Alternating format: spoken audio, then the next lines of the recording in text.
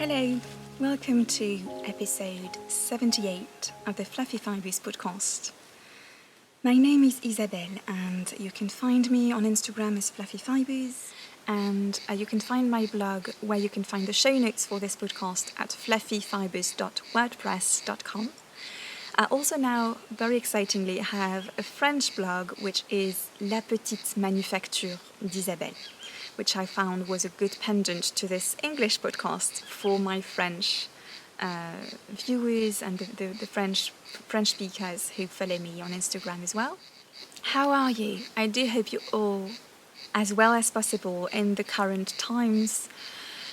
I hope you have not been suffering too much from the pandemic and that you are in relatively good spirits. I hope really that your making has helped you cope with the situation that we've been in. I am so happy to be back today after, of course, a very, very long break. So I'm not going to go too much into that. There's no need, of course. You can guess how very busy this has been with 2 children and a full job in lockdown.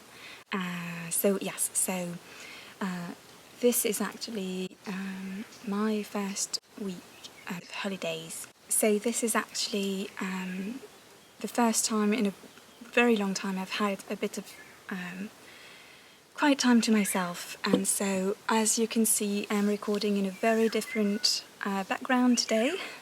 We are on holidays in the Cévennes mountains, not far from Montpellier.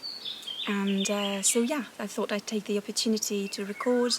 It is quite early because there are a lot of very noisy cicadas out here. And so when the sun rises, the cicadas get louder and louder. But it's actually a little overcast this morning, which I'm sure is going to help.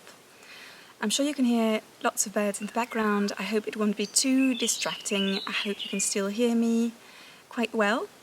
Before I start, I wanted to make it clear that this is not going to be like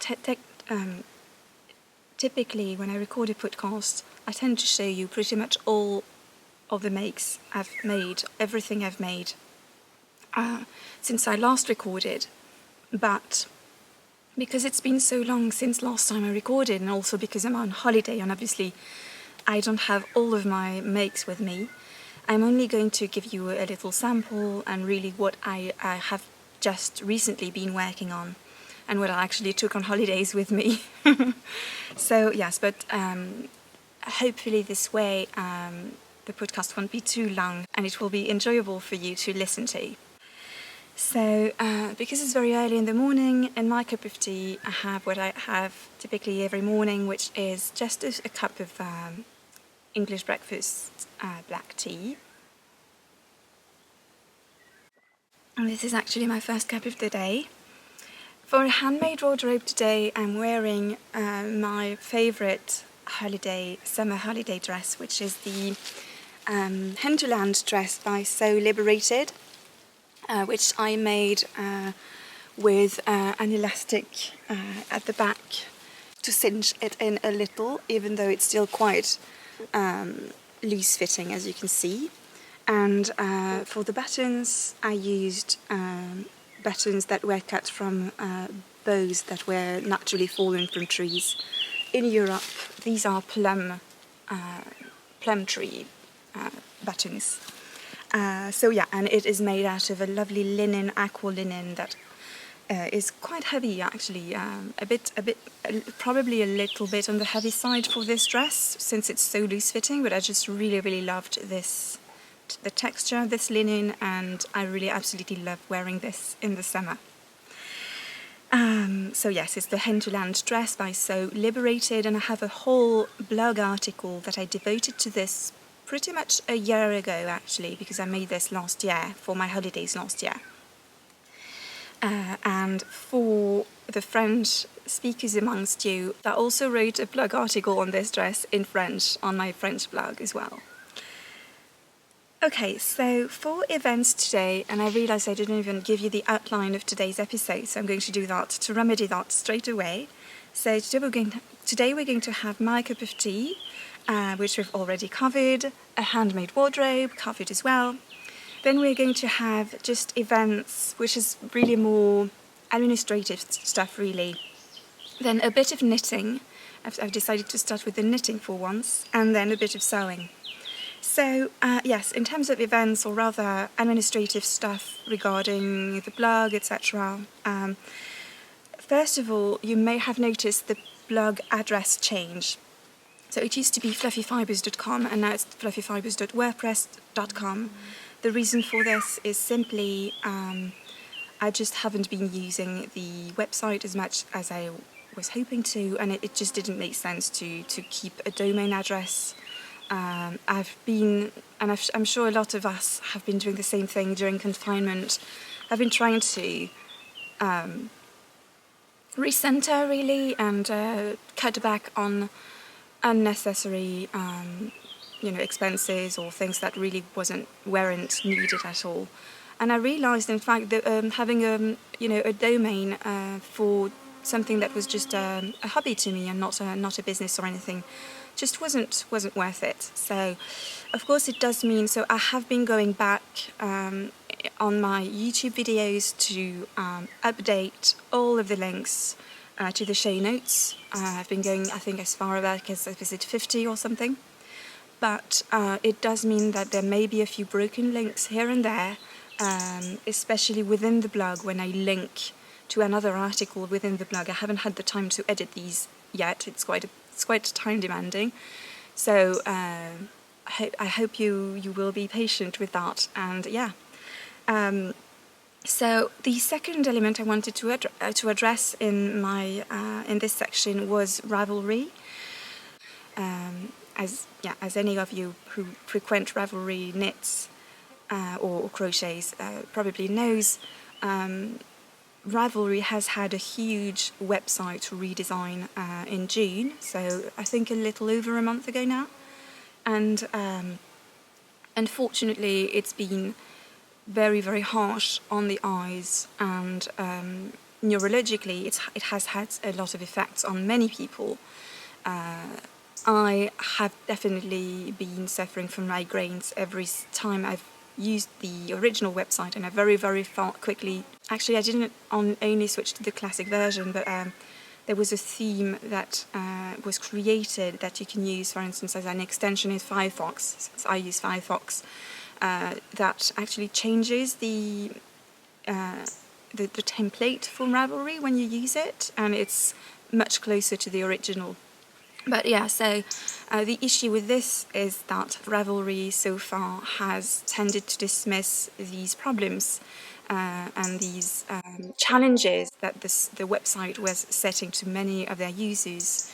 And some of these users, of course, are actually using the website for income and paying the website for income as well. So as a result of this, I have been thinking about this for quite a while, and those of you who've known me for the longest time may remember that I designed a couple of shawls 5 years ago, and they were available for purchase because quite a lot of work had gone into them actually. So I have decided to set them for free on Ravelry because I no longer want to have any revenue for these shawls via Ravelry. Also, I don't want to pay any fees to Ravelry via the sale of these shawls. But mostly the reason why I did that is that I wanted to make these shawls available on my own website on fluffyfibers.wordpress.com.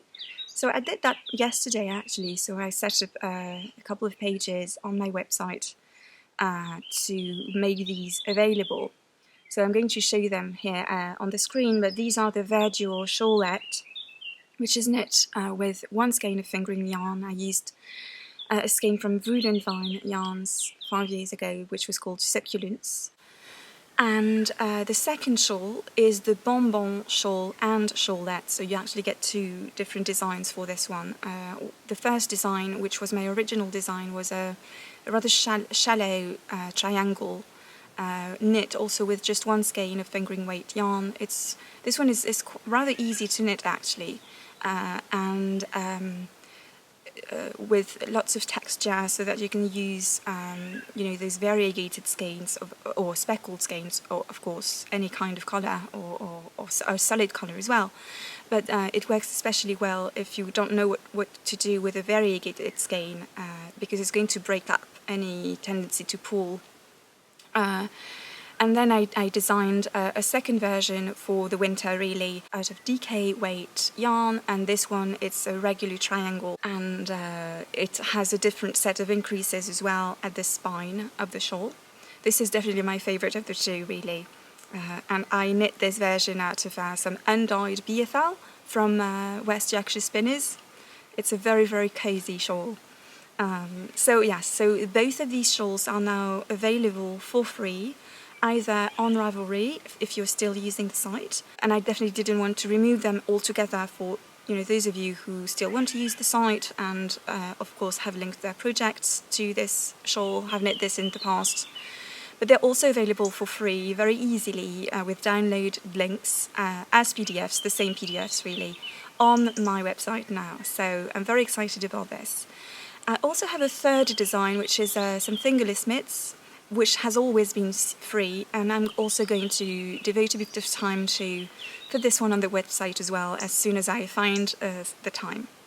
So yes, also consider this just my gift to all of you who has been so very, very kind to me over the past years, ever since I've started this blog, this podcast. The podcast is 9 years old now. Of course, I've had it, on and off, but it's 9 years old, and I've had so much kindness through the podcast, through my Instagram as well. So I just consider this my thank you to all of you for your kindness towards me and your support over the years in all of my creative endeavours. So yes. Also, finally, as regards this Ravelry issue, I will probably be closing down the Ravelry group that we have over there, which we haven't really been using over the past few months anyway. I'm going to leave you, obviously, a bit of time, but I'm definitely considering deleting it by the end of the summer. Okay, so let's move on now to a bit of knitting. So with me today, I very handily have three projects. One that I just finished, even though the ends are not woven in yet, but I finished this just a few days ago in the Cévennes. Then I have my a current project that is quite on its way to being done, and then I just cast on a new project yesterday just to celebrate being on holidays, which I'm very excited about as well. So for my almost finished object, it is this lovely jumper or pullover or sweater, which is the Enchantée pullover by Émilie of Atelier Émilie. She is Émilie Lewis as well on Ravelry, but on Instagram you will find her as Atelier Émilie.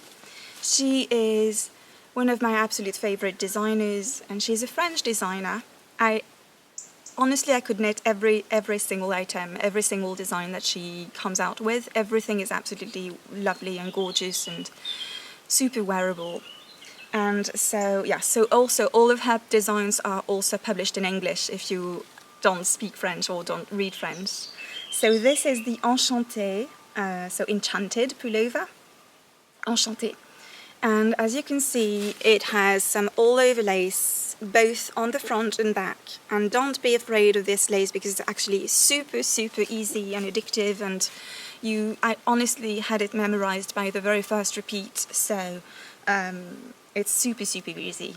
And so it's actually quite lovely to knit. It's quite a nice break from, those jersey stockinette pullovers. So yeah, so it is knit bottom up, with this lovely neckline as well, which is quite rounded, as you see, kind of a ballerina neckline.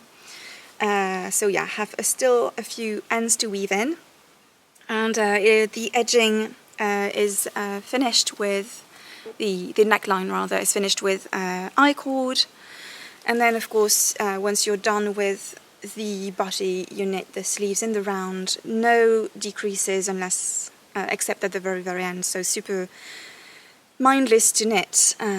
So yeah, they are quite long and roomy because they are. Then you do have a set of decreases at the edge just before you start the ribbing, so that they are actually quite flowy on the arm, and then they get tightened up at the wrist, which is really lovely. So every single version of this sweater I've seen is absolutely lovely. I've been wanting to knit this for quite a while, so I'm very happy that I made this. It's been a very, very enjoyable knit. So yeah, I'm actually considering trying to block it here on holidays and having some lovely pictures taken in the Cévennes. So yeah, we are very lucky in that the little house that we're renting has a lovely garden, so that's where I'm sitting right now. So yeah, and the yarn is also absolutely gorgeous and super meaningful to me, because it is some more view yarn in, if I recall, it's called British Decay. And I don't quite recall exactly what it's made of, but I will be writing it on the screen. And I absolutely love more view yarns because it's, dyed with botanical dyes, which I adore. It's also made with, some very special yarn from British breeds of sheep, non-superwash obviously, and so I had been wanting to try some Mulview yarns for quite a while, and it was the one purchase I absolutely wanted to make at the Edinburgh Yarn Festival last year. Sadly, by the time I'd arrived at the festival, because I was working at the beginning of the festival, so I arrived a day or a couple of days into the festival, and so Paula had already sold out of the kind of shades I wanted, so I was quite disappointed, but her booth was absolutely lovely. And so, happily though, for me, in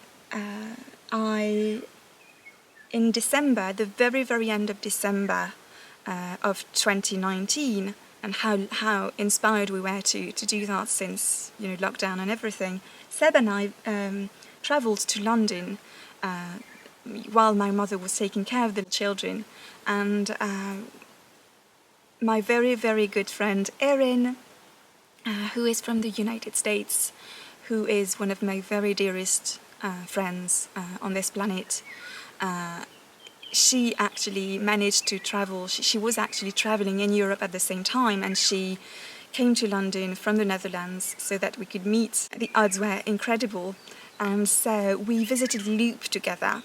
And Seb had told me as my Christmas gift, to choose some lovely yarn from Loop, and so that's the yarn I picked, because at Loop they happened to have a basket of Mulview yarns and just the right quantity for me to make a sweater in just the kind of shade that I wanted in the first place in March of the same year.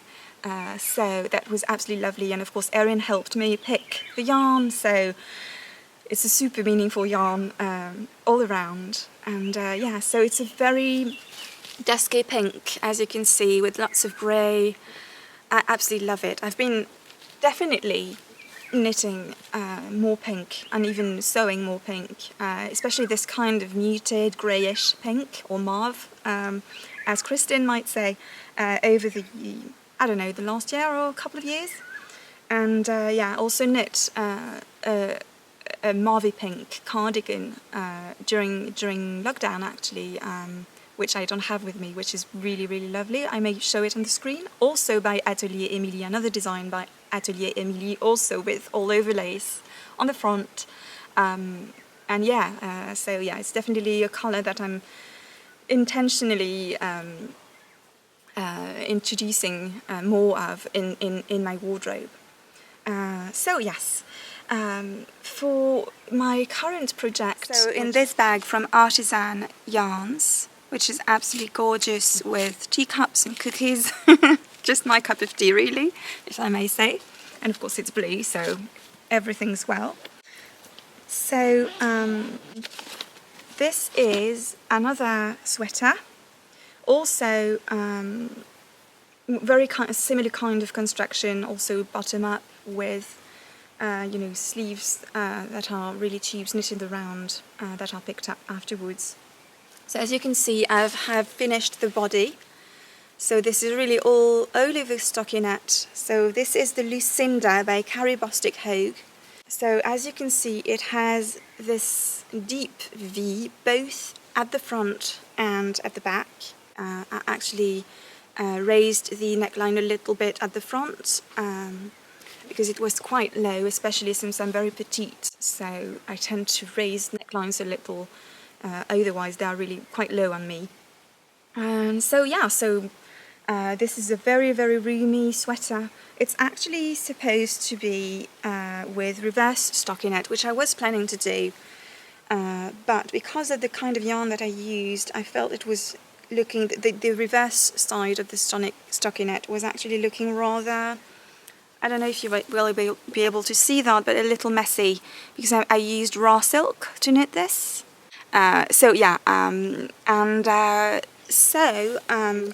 Until I hadn't sewn the shoulders, I still had time to determine what side I wanted to be the right side.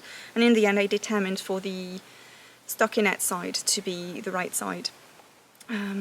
Which is a bit of a shame, because I was really enjoying the idea of having, for once, having a sweater in reverse stockinette, which is, the less usual way. But that's okay. It's not looking very interesting for you, is it? I typically don't have two projects on the go, especially not two large projects like this. But yeah, I guess during lockdown I wanted a bit more variety, so I started this, I think actually just at the end of lockdown in France. Because we live in a flat without a garden in Montpellier, so the thing that I missed the most, and obviously I don't intend to complain in any way because we've been incredibly lucky during confinement, during the pandemic so far, but what was really the most difficult for me was not being able to be within nature. Every bit of nature in Montpellier was behind bars basically during lockdown, so that was really, really quite difficult for me after a while not to be able to touch trees, just walk on the earth, breathe in the greenery. And so when lockdown was lifted in France and we were able to travel within 100 kilometers from home, we spent a weekend in the Cévennes, which is less but much less than 100 kilometers from Montpellier, the part where we go anyway. And so I decided to cast this there as a memory of this time. So the yarn is... so I actually have quite a lot left over. I think I used a lot less than needed. So look at all the yarn I have left, and I still have this one left as well. So definitely I may maybe knit something for my daughter out of this lovely blue. So this is BC Garn Soft Silk in, I think it's the shade 16, which is turquoise. It's a really gorgeous, like, turquoise on the rather darker side. I absolutely love it. It's so vibrant. And of course, because it's silk, it shines, so it's absolutely lovely. And so, yes, so it's in fact raw silk, what in French we call bourrette de soie. So it's actually quite surprising to the touch. It really feels quite cottony, actually. It's very lovely to knit. I'm not bothered at all knitting with plant fibres such as cotton or linen, so I couldn't tell you if you would be bothered. I think it has a bit more give than, say, linen yarn, for instance, or hemp yarn as well. But it's, yeah, I've really enjoyed knitting it. The thing is, of course, because it's a little irregular, the knitting itself is a little irregular, but probably it will even out when I block it. But I think it's going to be absolutely lovely to wear. So yes, so the plan during my holidays is going to be also to try and knit the sleeves, which shouldn't take long at all, because sleeves in that kind of design aren't really that long to knit at all, actually. And I forgot to say, I got this yarn from Anna, who is Laine Tricot in Grenoble in France, and she sells online as well. She has a lovely online shop with an emphasis on more natural yarns. She is very thoughtful and mindful about natural yarns herself in her, her choices of knitting, and I very much admire Anna for everything she does with her shop. On her Instagram feed, she is all for inclusivity and diversity and really mindful feminist knitting. Donc merci Anna, si tu me regardes. This is really gorgeous. So if you want some of this, she has a lot of colours in stock actually. She has quite a bit of BC Garn in her shop. So BC Garn is, I think, a Danish, if I recall, brand, which focuses on natural fibres. They have, so either, this natural, completely 100% silk, or non-superwash yarn, organic yarn. They have quite a lot of organic yarn as well. So it's a very lovely brand. Obviously more affordable maybe than more independent dyers, so that may be a good option for you. My third project, the one I cast on yesterday as a celebration of being on holidays, is in this lovely bag from Kristin of Brilliant Vine. She gave this to me, she sent this to me a couple of years ago, and it's absolutely stunning. And of course more mauve, of course, and pale pink. And I, of course, as all of us really, I love to match my knitting bags to my knitting. So here, no surprise, it's not going to be mauve, it's going to be much darker than this, but definitely a shade of purple. So this is my beginning, a very tiny beginning of, as you can see, just have a couple of rows in really, but I did swatch as well, and I took it. I'll always knit at least a couple of swatches to be absolutely sure of my choice. So yeah, this is the Margot cardigan by avec Anna.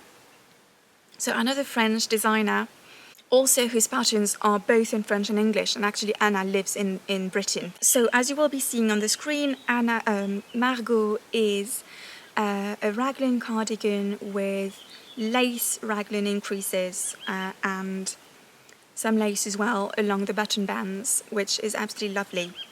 So I actually already knit this kind of lace increase in a couple of cardigans last year. One that was by Anna for my daughter, a lovely little mauve cardigan which she has worn so much, and sadly it's too small now for her. And then I knit for myself a white cotton, organic cotton cardigan. I actually have this second cardigan with me because it's the one cardigan I take on holidays because it goes with absolutely everything since it's white. So I'm going to show it to you so that you can see the kind of increase I mean. So there you go. So as you can see, these are the increases, the lacy raglan increases, which are quite addictive to make actually. So this makes for this kind of increase in a cardigan makes for I found a cardigan that knits up quite fast actually, because these are very enjoyable to knit, very easy to follow. You don't really need to, once you know what to do, you don't really need to follow the chart, because you just you can just refer back to the couple of rows below. So it's a very, very lovely knit. So yes, so this is Falaisia by Atelier Émilie. And so the one I'm knitting is a winter version, so by avec Anna, and really what I love about this cardigan is both the fact that you have like this lace increase is mirrored on the fronts of the cardigan, and the second thing I love about it is the neckline, the round neckline, which I find matches quite well the kind of necklines that I sew as well for my wardrobe. So I think it's going to fit in quite nicely with my wardrobe. And so the yarn I'm using is yarn by Simone. So look how gorgeous this shade is. And it looks really quite true to colour. Actually, it's a very good thing that I'm recording outside. It's definitely the best light you can get. So yeah, it's called Madame Rêve, and it's this very, very deep burgundy purple wine, really, wine colour. Absolutely gorgeous. So depending on the lighting, it may appear more maroon or more purple. And I know I have quite a few garments that are going to go so well with this. So I've been meaning to knit a cardigan in this kind of shade for a while. So yes, so the yarn itself, the base is 80-20 non-superwash merino and 20% silk. And it's a light fingering weight, so that in fact in each of these skeins I have, I think, 600 meters. So this is obviously perfect for me to make a cardigan. And the gauge of this cardigan is 26 stitches per 10 centimeters, so light fingering weight works really well actually. So yes, so I'm very excited about this, and also this is super special because Simone is a good friend as well, so it's always super special to use materials or patterns from people whom you know, who are special to you. So yes, so that is it for my current knitting or future knitting, really, with that, because it's just started. So I'm going to move forward to move on to my sewing now. So I have to start by saying that I did achieve quite a bit of sewing during lockdown for a very simple reason, which was that my sewing room, my sewing turret, was turned into our home office, and so I brought my sewing machine downstairs on what used to be, what still was used, but what used to be only my desk downstairs. And so my desk is, in fact, we have a very large open plan living space with both, so with our living room, but also both of our desks in there. So so obviously it wasn't possible to work there whilst, you know, with the children with us during lockdown. So what we did was take turns, each of us go in the sewing turret to work, whilst the other one was taking care of the little ones. And so what happened is that because my sewing machine was right there, and because also my children are in fact quite autonomous, and really lockdown for us went so well because, you know, my children are very calm, and you know, they get on really, really well as well. They play a lot together. So once their homework was done, I tended to sew next to them as whilst they were playing next to me or reading next to me. So that's why I got so much sewing done, really. And I feel also sewing helped me cope so much, because you feel so much in control when you're sewing. So it's such gratifying to see, you know, in a relatively short amount of time, as compared with knitting, of course, to see, you know, garments emerge from under your presser foot. So yes, sewing definitely helped me quite a lot during lockdown. So yes, I did sew quite a lot. So if you follow me on Instagram, you will have seen these projects. I may show a few on the screen right now. So, and I especially made quite a number of blouses, because I've been lacking some separates in my wardrobe, especially to go to work. So quite ironically, during lockdown, I made a lot of blouses to wear to work, probably because I was a bit, I was missing not going to work, and you know, just having to work from home. I think I was was excited one day to go back and have this lovely wardrobe, you know, waiting for me when I eventually got back. So yeah, I made a number of blouses, especially again from French pattern designers. So yeah, I will have shared all this on the screen probably. So yeah, if you want to see more, definitely head over to my Instagram, because I typically share whatever I make, you know, as I finish them over there. One thing that I do have here that I made actually not very long ago was that I participated in test sewing for a very, very new pattern company which is called Didascallies, which means in fact stage directions in French, but it's a lovely word, isn't it, Didascallies? And it usually has one L, but because the designer is called Leila, she wanted to incorporate the two L's in her name into the name of her company, hence the double L in Didascallies.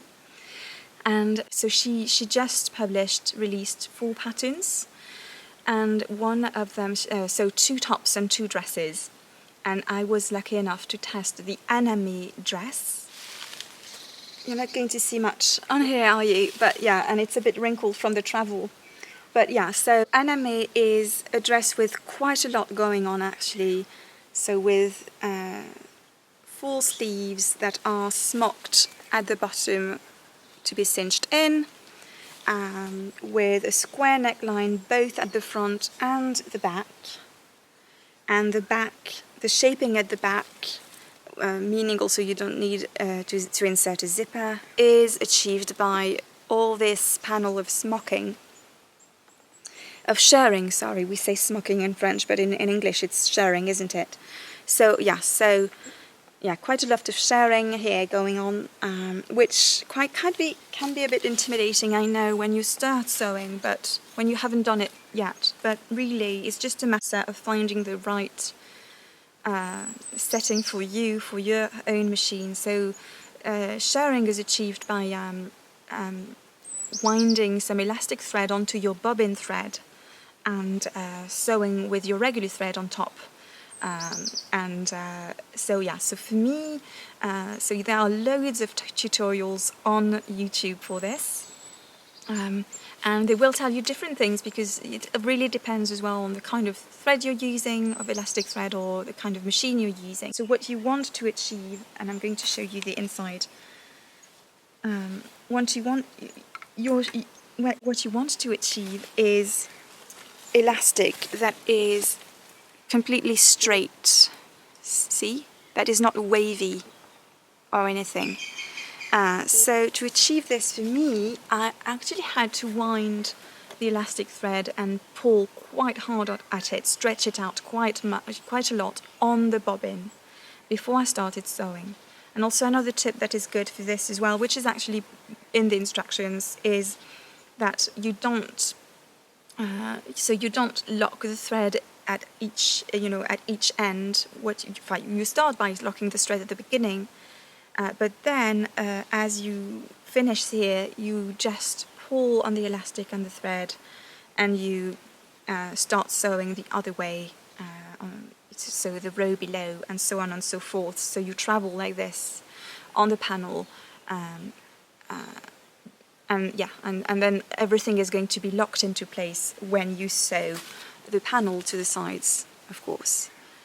So it's really, once you've got the hang of it, it's really quite satisfying to see your fabric magically crinkling, it's so lovely, and of course it gives this lovely edge at the top as well. So this dress is really very, very well finished. Because the side parts are lined, which allows for a lovely finish inside, as you can probably see here. So you have the ability, you can also line the front bodice if you want. So you see the seams are all enclosed thanks to the side panels, really. I used some chambray, very lightweight denim blue chambray. I really like the idea of a contrast between a more modern collar and a fabric reminiscent of jeans, of denim, and this very vintage feeling, definitely past-oriented dress, really. So this is my final version, but of course, because I was testing the pattern, first we had to make a muslin, a toile, to check the fit and report any issues. So this was my toile, actually. So this fabric is the very first fabric from my stash. So it's actually a remnant from the very, very first garment I ever made. So yeah, so that's really special, and I started sewing in 2004. So yeah. So this is my initial version. So here we made the top version so that obviously we wouldn't be using too much fabric, but it's actually wearable. It's a little bit loose on the neckline here, and of course I remedied that in the second version, and also Layla added a whole bunch of instructions to help you figure out the best fit for you and the adjustments you might need. So yeah, it's always a little bit tricky to fit this kind of constructions, really, especially with woven fabrics. So everyone is going to be a bit different, but because I'm very short but also have a smaller kind of build, this was a bit too wide for me, so I narrowed it. I actually narrowed this panel down a little at the top here. So yeah, but I really love this colour, and it's not it's not hemmed yet, but I'm definitely going to hem it and wear it for sure. These patterns for now only come in French, and I've been speaking with the designer. She's an absolutely lovely person. Because a number of you have asked, when you saw my dress on Instagram, you asked whether an English version was forthcoming. So it's not forthcoming for now because she's very busy just launching her company and her new patterns, but she's definitely considering it. So wait and see. But the instructions are illustrated and very, very thorough. So that's definitely my favorite kind of instructions. I really like feeling handheld, especially with this intricate kind of design, and I feel always, the more thorough the instructions are, the better your chances at having a lovely garment that is really well finished as well. So I really love this. Obviously, everything in this I love. The ruffle, the sleeves, the shirring at the back, everything I absolutely love. So yeah.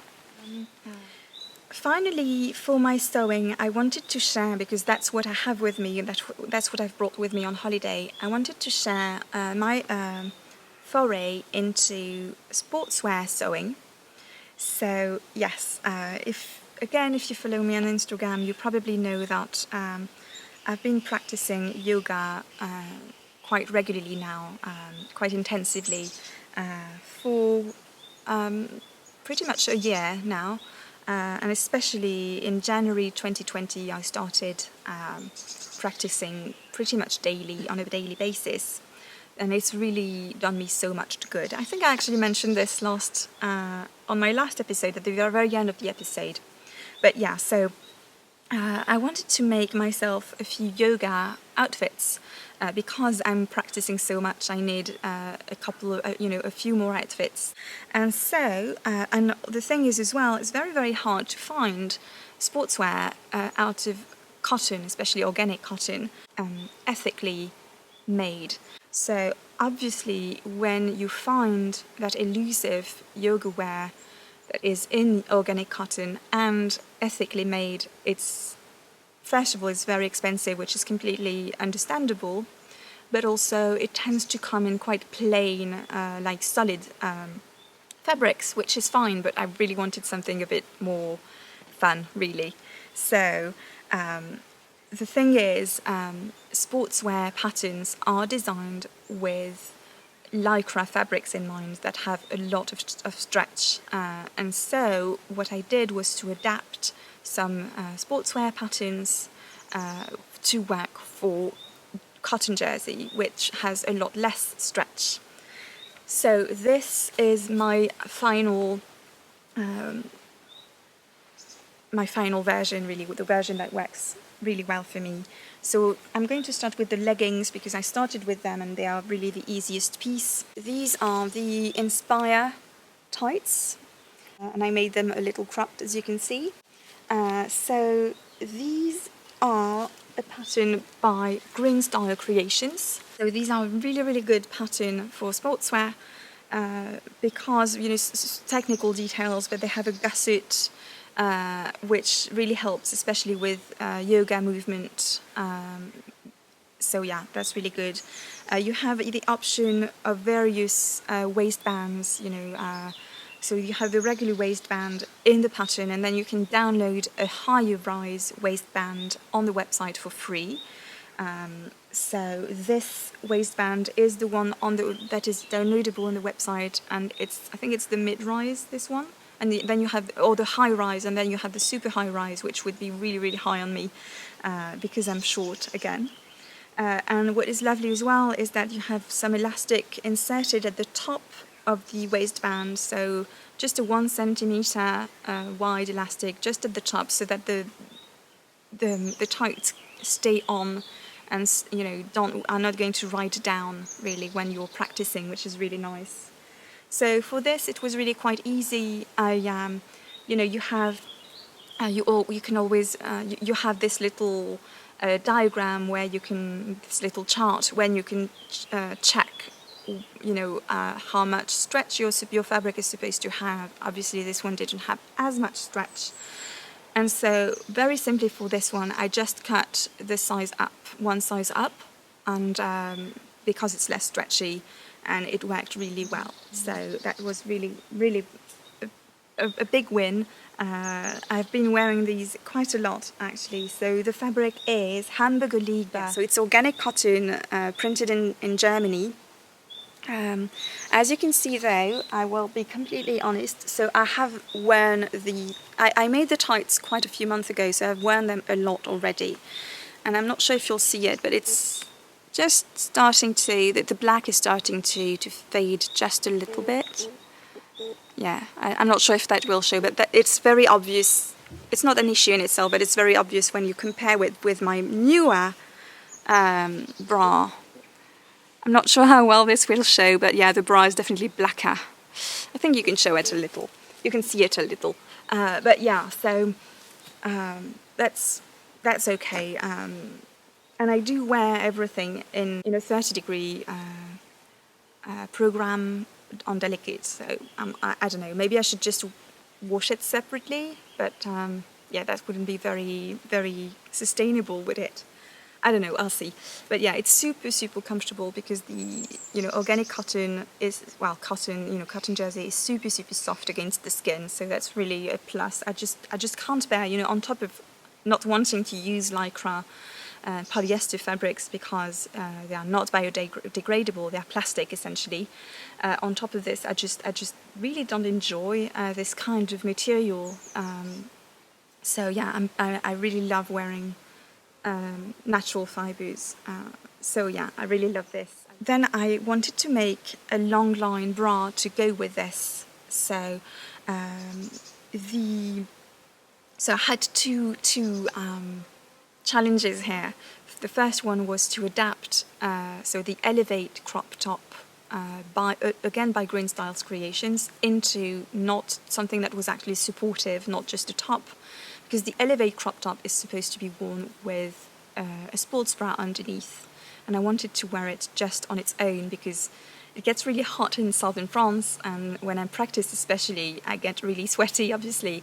So I didn't want to have several layers of clothing over me. And the second challenge, of course, was again adapting the pattern for organic or for cotton jersey. And so this is the final result. This is my final version that I'm very, very happy with. This is the initial version. That is a lot less, you know, pretty inside, as you can see, because it was my prototype. I was still working out what I wanted to do. So eventually, I really do plan on writing a blog article, both for my English and for my French blogs for this. But yeah, eventually the answer for me to have something that was supportive enough was... So this in fact has 3 layers of fabric.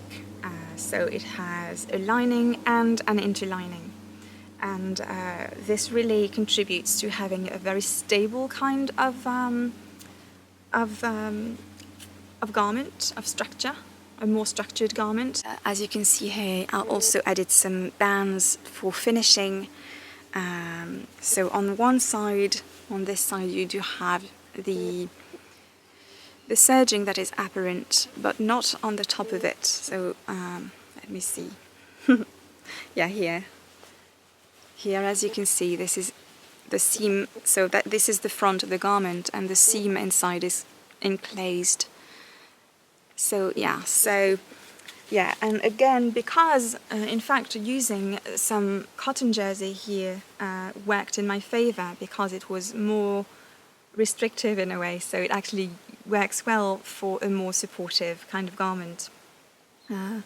So yeah, one thing I will say though, if you want to use some cotton jersey, is you have to make sure it's dense enough. So it definitely comes with habit, but you know, you have to make sure when you look, especially if you're buying online, you have to look at the density of the fabric, which is, you know, the number of grams per square meter. And this is a good indication whether your garment, especially, is not going to be see-through, which is quite an important factor when you're doing sportswear that is very, very fitted. Also, it will depend on the quality of the fabric, whether it has good recovery. But yeah, with this fabric, I'm very, very happy because, again, I've worn this so much, both for yoga and for hiking as well. This is so nice to wear when hiking, and it hasn't budged at all in terms of the fit, or the fabric is just absolutely still like new in terms of the recovery and the stretch and everything. So yeah, you definitely have to bear this in mind, that you need a good quality, dense kind of cotton jersey for this. And then yeah, what I would say is really check the stretch, and check how much stretch, how much the stretch differs from the original design, and adjust your pattern accordingly. So for this, I think what I did was I used my size in terms of the length here, but I graded it one size up for the sides, so that, because it has a lot less stretch. So I didn't bother with, so for this version, there is actually a tutorial on the Greenstyle Creations blog showing you how to adapt the Elevate crop top into a bra or a swimming top. And so it tells you especially to add some elastic at the, around the armholes and the neckline. And that's what I did for this. And I actually found I didn't need it really. And also it was quite uncomfortable for me personally. So yeah, I didn't need it for two reasons. The first one is, again, on the blog they use a lycra with a fabric with loads of stretch, so of course it's not as supportive. And secondly, and so this has a lot less stretch, so you don't need that extra tension of the elastic. And the second thing is, obviously, is also it is going to depend on your own body, obviously.